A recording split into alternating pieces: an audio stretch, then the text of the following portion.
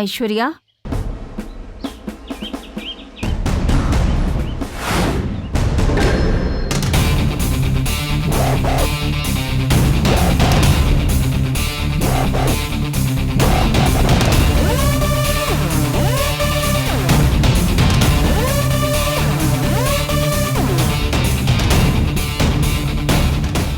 ஐஸ்வர்யா நில்லு.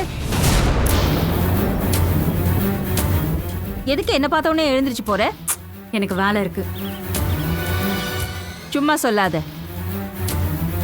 நான் வரலனா இன்னும் ரொம்ப நேரம் உட்கார்ந்திருப்ப. என்ன பார்த்து பயப்படுறியா ஐஸ்வர்யா? நான் என்ன சிங்கமா இல்ல புலியா? உன்னை கடிச்சு தின்னுடுவேனா? பயப்படாத. என்னை பார்த்து பயந்து ஓடுற அளவுக்கு உங்க அம்மா என்னை பத்தி சொல்லியிருக்கா. உங்களை பத்தி அவங்க ஒன்றும் இல்லாததெல்லாம் சொல்லல. பாருடா, அம்மாவை விட்டு தராம பேசுறது. அப்புறம் சின்ன தம்பியோட என்னை சேர்த்து வை சாமி அப்படின்னு வேண்டிக்க வந்தியா?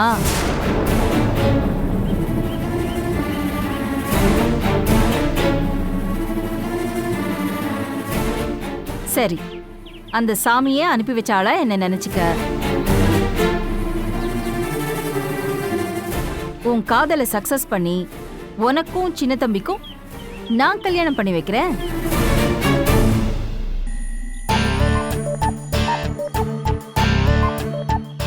என்ன உனக்கு நம்பிக்கை வரலையா? இவ யாரா நமக்கு கல்யாணம் பண்ணி வைக்கன்னு நினைக்கிறியா? நான் உன் சித்தி, நீ என் மக, என் பொண்ணு மாதிரி.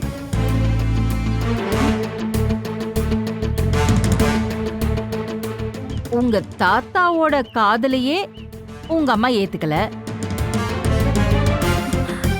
உங்க தாத்தா எங்க அம்மாவை காதலிச்சு தான் கல்யாணம் பண்ணிக்கிட்டாரு. உங்க அம்மாவுக்கு காதல்னாலே கசப்பு. ஒருவேளை நீ தகுதியிலையும் அந்தஸ்துலயும் வசதியா இருக்கிற ஒருத்தனை லவ் பண்ணியிருந்தா உன் காதலை ஒத்துட்டு இருப்பாளோ என்னமோ. ஆனா நீ காதலிக்கிறது கருப்பட்டி கடை சின்ன தம்பிய. எப்படி உங்க அம்மா சம்மதிப்பா? நிச்சயமா சம்மதிக்க மாட்டா. ஆனா நான் இந்த தகுதி அந்தஸ்து இதெல்லாம் பார்க்க மாட்டேன். அதெல்லாம் பார்க்காம வந்தாதான் அதுக்கு பேர் காதல். இங்க பாரு ஐஸ்வர்யா, உன்னோடது உண்மையான காதல். உலகத்துக்கே இதை நான் மைக் வச்சு சத்தமா சொல்லுவேன். ஏன்னா அந்த அளவுக்கு உன்னை நான் நினைச்சா ரொம்ப பெருமையா இருக்கு. இங்க பார், நான் இருக்கேன் உனக்கு. உங்க அம்மாவை எதிர்த்து உனக்கு ஆதரவா பக்கபலமா நான் இருக்கேன். உனக்கு உதவி செஞ்சா உங்க அம்மா என்னை சும்மா விட மாட்டா. ஆனா அதுக்காகலாம் நான் பயந்து ஓடிட மாட்டேன். ஏன்னா எனக்கு நீ முக்கியம்.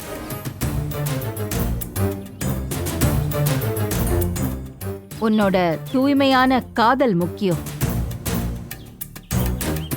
உனக்கும் சின்ன தம்பிக்கும் நான் கல்யாணத்தை நடத்தி வைக்கிறேன்.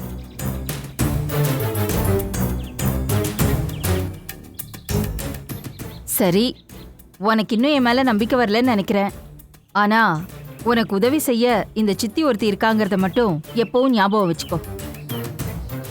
இந்த என்னோட விசிட்டிங் கார்டு.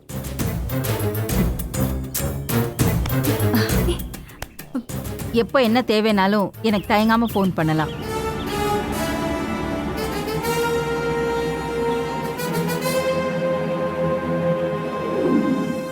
வர வர நீங்க ரொம்ப கோவப்பட ஆரம்பிச்சிட்டீங்க. சும்மா பேசிட்டு வரலான்னு தானே போனோம். அங்க போய் அப்படி ஆத்திரப்பட்டு பேசுனீங்க. இது நியாயமா? அது என்னமோ தெரியல பொண்ணே.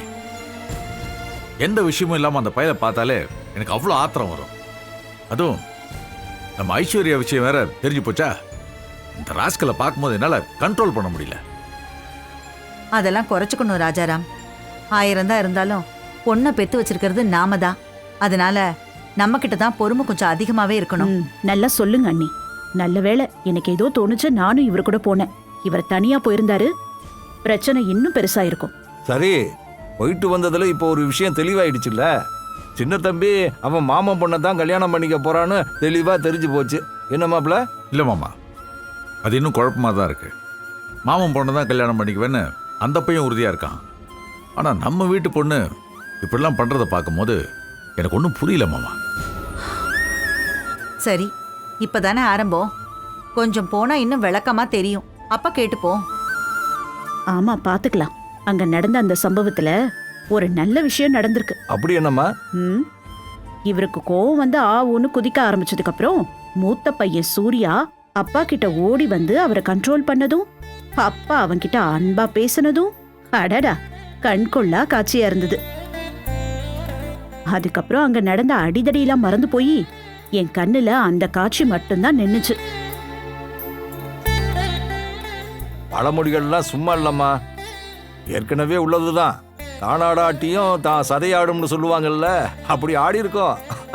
ம், ஆடி என்ன பிரயோஜனம்?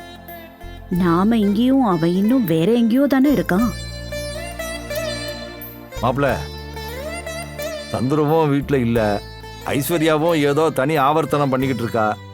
இந்த மாதிரி டைம்ல சூர்யாவும் பவித்ராவும் வீட்டுல இருக்கிறது ரொம்ப நல்ல விஷயம் தானே. ஆமாப்பா, இன்னும் கொஞ்சம் நல்லபடியா யோசிச்சு பார்த்தோம்னா இப்ப ஐஸ்வர்யா இருக்கிற நிலைமைக்கு பவித்ராவும் இங்க வந்துட்டான்னு வச்சுக்கோ. ஐஸ்வர்யா கூட மனசு விட்டு பேசி அவளை குழப்பத்துல இருந்து வெளியில கொண்டு வரதுக்கு உதவியா இருக்கும்ல. அண்ணி சொல்றதுலயும் அப்பா சொல்றதுலயும் 100% நியாயம் இருக்குங்க. ஆனா இனிமே ஐயா சொல்றதுலதான் முடிவே இருக்கு.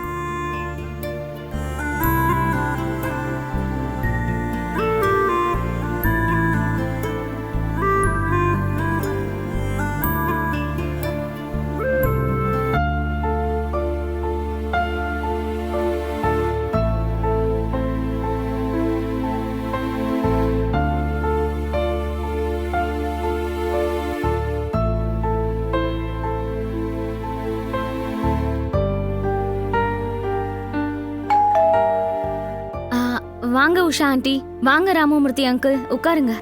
சரிம்மா. வணக்கம் அங்கிள். நல்லா இருக்கியாம்மா? நல்லா இருக்கேன் ஆண்டி. உன் நாத்தனார் பிரீத்தி இப்பெல்லாம் முன்ன மாதிரி வர்றது இல்லையாம்மா? ஆமா அங்கிள், பிரீத்தி ப்ராஜெக்ட்ல ரொம்ப பிஸியா இருக்கா. மாசத்துல பாதி நாள் வெளியூர்ல தான் இருக்கா. அப்புறம் பாரதி, எங்க பொண்ணுக்கு கல்யாணம் வச்சிருக்கோம். அடடா, ராஷ்னிக்கு கல்யாணமா? ஆமாம்மா. மாப்பிள்ளை என்ன பண்றாரு? மாப்பிள்ளையும் இன்ஜினியர் தாம்மா, அமெரிக்காவில் கலிஃபோர்னியாவில் இருக்காரு. கல்யாணத்துக்கு அப்புறம் ராஷ்னி அமெரிக்காவுக்கு போயிடுவா. கல்யாணத்துக்கு நீ கண்டிப்பா வரணும்.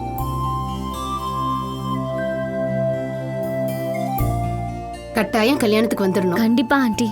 ராஷ்னி கிட்ட என்னோட வாழ்த்துக்களை சொல்லிடுங்க. சரிம்மா, ம், வரமா? வாங்க. வரமா? ம்.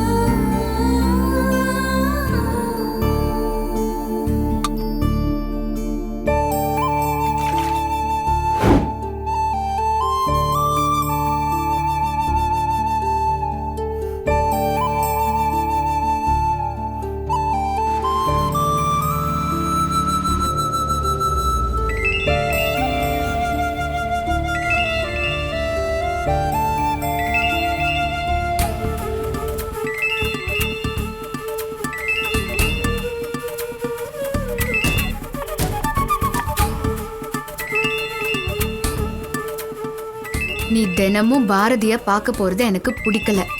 எனக்கு அதெல்லாம் சுத்தமா பிடிக்கல சந்துரு.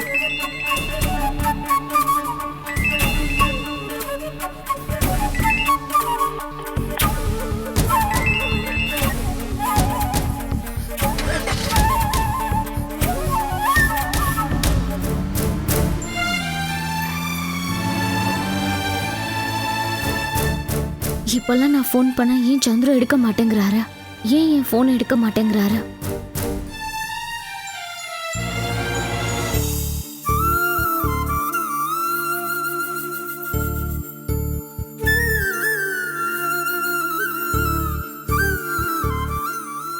என்னாச்சு பொண்ணே? என்ன யோசனை? எல்லாம் ஐஷுவை பத்தி தாங்க. நினைக்க நினைக்க எனக்கும் ஒரே குழப்பமா இருக்கு பொண்ணே. ம், உண்மைதாங்க. பொண்ணே, நீ ஒன்று பண்ணு. உன் பிள்ளைகிட்ட சொல்லி நம்ம பார்க்குற மாப்பிள்ளையே கல்யாணம் பண்ணிக்க சொல்லு. வற்புறுத்தி கட்டி வச்சிடலாங்க. ஆனா அதுக்கப்புறம் அவ சந்தோஷமா வாழணும்ல. அவ சந்தோஷமா வாழணுங்கிறதுக்காக தானே கல்யாணம் பண்ணி வைக்கிறோம். அப்படி இல்லாம வலியோடையும் வேதனையோடையும் கஷ்டப்பட்டா அதுக்கப்புறம் அந்த வாழ்க்கையே சும்மையாயிடுங்க. பாவங்க. பாவம்தான், மனசு கஷ்டமாக தான் இருக்கு. ஆனால் நாம் என்ன பண்ண முடியும்? அவள் தலையில் அவளா மண்ணெளி போட்டுக்கிட்டா. என்னங்க, இது வரைக்கும் அவ ஆசைப்பட்ட எதையுமே நாம செய்யாம இருந்ததில்ல. அந்த மாதிரி செஞ்சு கொடுத்த நம்மளால அவ வாழ்க்கைக்கு ஒரு வழி பண்ண முடியாம இருக்கும்.